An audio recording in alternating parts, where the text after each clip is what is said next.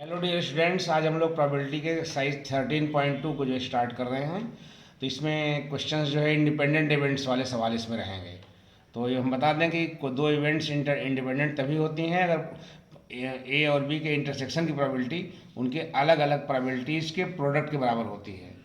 यानी कि probability of A intersection B is equal to P A into P B हो जाए, जिसका मतलब है कि इवेंट्स ए और बी जो है इंडिपेंडेंट इवेंट्स कहलाती हैं। तो यहाँ पर गिवन है P A is equal to 3/5, P B is equal to 1/5, और ये भी दिया हुआ है कि ए और बी इंडिपेंडेंट इवेंट्स हैं।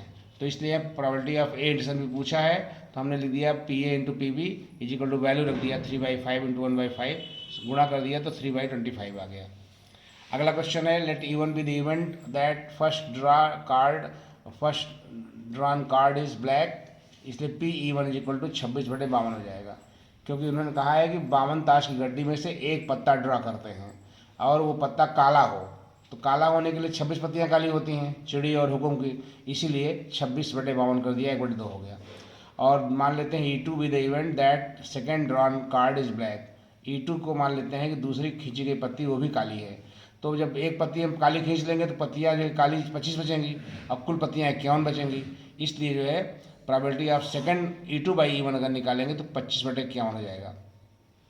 इसलिए probability that both black cards means probability of E1 intersection E2 पूछा है, तो दोनों गुणा कर देंगे 26/52 में 25/51 का, तो 25/102 आ जाएगा।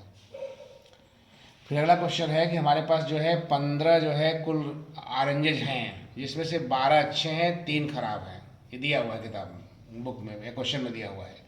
हम मान लेते हैं कि E1 denote the event of drawing first good orange, then P E1 is equal to 12/15 हो जाएगा। पहला गुड ऑरेंज जब हो जाएगा तो हमको दूसरा ऑरेंज भी गुड निकालना है। तो let E2 E3 denote the events of drawing second and third good oranges.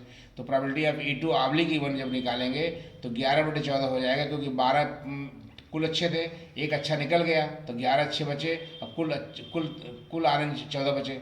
इसी प्रकार से जब दूसरा भी निकल जाएगा तो E3/E2/E1 जब निकालेंगे तो 10/13 हो जाएगा, क्योंकि अब 10 ही अच्छे बचे और कुल ऑरेंजेस 13 बचे। तो इसलिए required probability of E1 intersection E2 intersection E2, E1 intersection E2 intersection E3 is equal to probability of E1 plus probability of E2 oblique E1 into probability of E3 oblique E2 oblique E1 का मतलब तीनों गुणा कर देंगे तो 44/91 आ जाएगा। इस तरह से क्वेश्चन नंबर आपका 3 पूरा हो जाता है। नेक्स्ट आपका जो है देखिए, आपके पास क्वेश्चन नंबर 4 है। रैंडम एक्सपेरिमेंट है कि एक fair coin and unbiased dice toss करते हैं। तो let S be the sample space for this experiment, then S is equal to H1 H2 H3 H4 H5 H6 T1 T2 T3 T4 T5 T6, यानी कि 12 element sample space में होंगे। Given that A denote the event getting head on the coin, ये दिया हुआ है कि ए जो है ऐसी इवेंट है जिसमें सिक्के के ऊपर जो है हेड आया हुआ है। तो ए में H1 H2 H3 H4 H5 H6 आ जाएगा। Also given that 3 comes up on the die, ये दिया हुआ है कि डाई के ऊपर जो है 3 आया हुआ है, उस इवेंट को हमने बी मान लिया तो H3 T3 आ जाएगा। तो इंटरसेक्शन में हमारा आ जाएगा H3, इसलिए probability of A is equal to 6/12 1/2 हो जाएगा। Probability of B is equal to 2/12 यानी 1/6 हो जाएगा। Probability of A intersection B is equal to 1/12 हो जाएगा। तो P A into P B अगर निकालेंगे तो 1/2 इंटू 1/6 1/12 हो जाएगा, is equal to probability of A intersection B. इसका मतलब है कि इवेंट्स ए और बी जो है क्या है, इंडिपेंडेंट इवेंट्स हैं। अगला क्वेश्चन है, here random experiment is a die marked 1 2 3 in red and 4 5 6 in green। यानी कहने का मतलब ये हुआ कि हमारे पास एक डाई है जिसमें 1 2 3 जो है लाल से छपा हुआ है और 4 5 6 जो है हरा छपा हुआ है। और ऐसे डाई को हम लोग टॉस करते हैं तो सैम्पल स्पेस जो हमारा हो जाएगा S is equal to 1R 2R 3R 4G 5G 6G। हमने लिख दिया है R का मतलब रेड, G का मतलब ग्रीन।